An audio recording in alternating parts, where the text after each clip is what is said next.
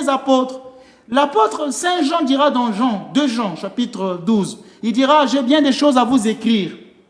Je n'ai pas voulu le faire avec du papier et de l'encre, mais j'espère me rendre chez vous et vous parler de vive voix pour que notre joie soit parfaite. » Donc il trouve que je ne peux pas tout vous dire par de l'encre, par écrit, par la Bible, mais il y a des enseignements que je veux vous donner, que vous allez retenir par votre cœur. Et Saint Paul plus tard dira à Timothée, 2 Timothée 2, verset 2, c'est le chapitre qu'a beaucoup cité, c'est un charlatan de la foi qui était venu sur ce plateau, il le citait beaucoup sans en comprendre le sens. Donc je lui disais, mais tu cites des versets bibliques dont tu ne comprends pas le sens. En fait, il parlait de la tradition. Ce que tu m'as entendu dire en présence de nombreux témoins, confie-le à des hommes dignes de foi qui seront capables de l'enseigner aux autres à leur tour. Là, il pose le fondement de l'enseignement oral, de la tradition. Je viens de donner un fondement biblique.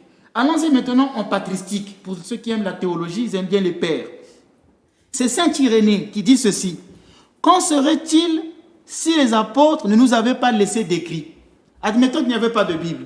Comment on allait faire? Puisque je viens de vous dire que les apôtres ont prêché sans Bible. » Donc c'est la tradition orale. Qui était là. Maintenant, Saint Irénée pose la question. Mais s'il n'y avait pas eu d'écriture, donc quand vous me dites, montre-moi dans la Bible, admettons qu'on dise au pasteur, mais s'il n'y avait pas de Bible, comment tu allais faire pour prêcher? Et Saint Irénée pose la question, mais s'il n'y avait pas de Bible, qu'en serait-il de l'enseignement dans l'Église? C'est là l'importance. Et il va répondre, ne devrait-on pas suivre l'ordonnance de la tradition qu'ils ont transmise à ceux auxquels ils ont confié l'Église? Cette ordonnance est suivie par beaucoup de peuples barbares qui croient au Christ sans papier et sans encre, alors qu'ils possèdent le salut inscrit dans leur cœur par le Saint-Esprit et qu'ils conservent soigneusement l'antique tradition. C'est dans son livre célèbre « Contre les hérésies » que Saint Irénée. Donc aujourd'hui, au début, l'enseignement se faisait oralement partout. Il n'y avait pas de Bible. Personne ne pouvait dire « Montre-moi ce que tu dis là si c'est dans la Bible ». Il y avait déjà l'enseignement, la tradition. Pour me résumer, il y a donc 2 modes distincts de la transmission de la parole de Dieu.